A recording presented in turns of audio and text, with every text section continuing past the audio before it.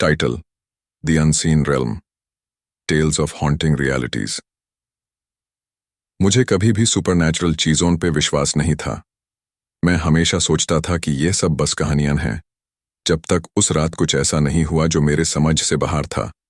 ये कहानी शुरू होती है एक रूटीन एक्सप्लोरेशन से, एक छोटी सी विलेज जो रूरल इंडिया के गहरे जंगलों में छुपी थी।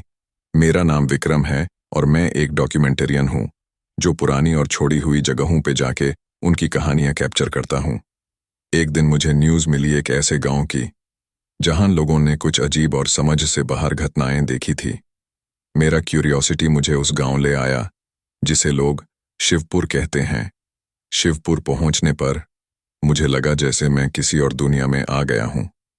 गांव के लोग चुपचाप अपने काम में लगे हुए थे, लेकिन उनकी आंखों में एक अजीब सी डरावनी बात थी।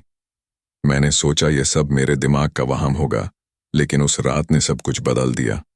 मैं अपने कैमरा और रिकॉर्डिंग इक्विपमेंट के साथ गांव के किनारे पे एक छोटी सी झोपड़ी में रहा।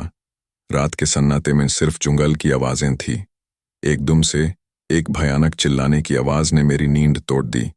मैंने सोचा कि यह शायद कोई जानवर होगा, लेकिन जब मुझे उस आवाज के पीछे से एक औरत की हल्की सी रोती हुई आवाज सुनाई दी तो मेरे पांव तले जमीन खिसक गई। मैंने अपना कैमरा उठाया और आवाज के पीछे पीछे चला। अंधेरा घना था, सिर्फ मेरा टॉर्च का लाइट और कैमरा का नाइट विजन मुझे रास्ते दिखाते थे।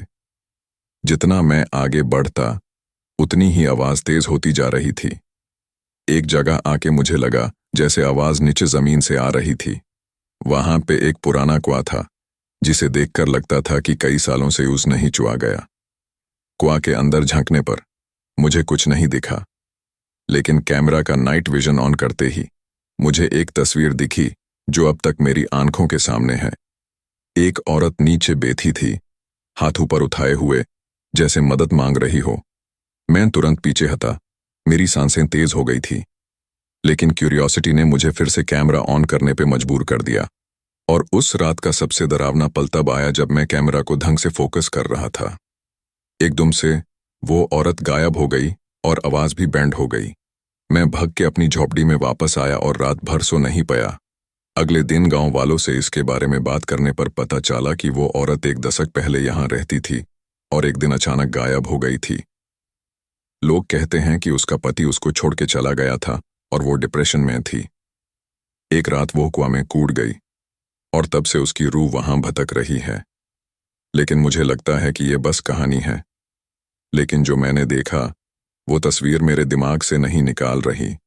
As I sit here now, trembling and haunted by the memories, I can't help but wonder what other horrors lie hidden within the unseen realm, waiting to be discovered by unsuspecting souls like myself. मैं अब भी सोचता हूँ, क्या सच में कुछ चीजें हैं जो हमारे समझ से बाहर हैं? शिवपुर की वो रात आज भी मुझे डरा देती है और शायद जिंदगी भर देती रहेगी।